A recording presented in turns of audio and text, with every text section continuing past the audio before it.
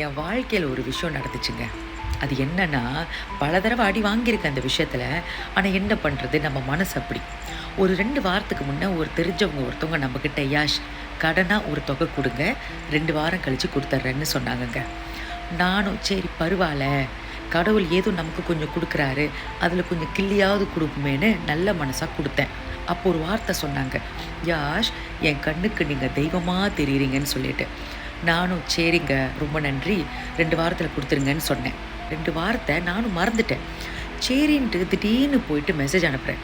Sister, அன்னைக்கு வாங்குனீங்கல்ல, மறுபடியும் குடுக்க முடியுமான்ட்டுன்னு. யாஷ், நாளைக்கு குடுக்குறேன்னு சொன்னாங்க. அப்ப மறுபடியும் 2 நாள் கழிச்சு மறுபடியும் மெசேஜ் பண்ணேன். சிஸ்டர், எத்தனை மணிக்கு போடுறீங்கன்னு.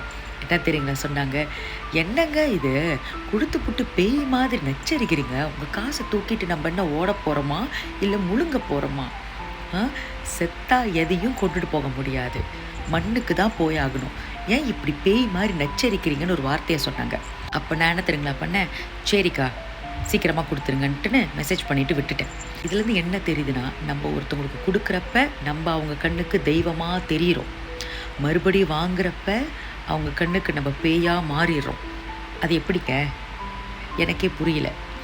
நன்றிய மறந்துட்டு பேசுறாங்களா? இல்ல நன்றிக்கு அர்த்தம் தெரியாம நடந்துக்கிறாங்களா? இனிமேலுங்க, குடுத்துட்டு திட்டு வாங்குறத விட, கேட்குறப்போ இல்லன்னு சொல்லிட்டா, அங்கேயே முடிஞ்சு போயிரும். வளவளன்னு இழுக்க வேண்டாம் இல்லையா?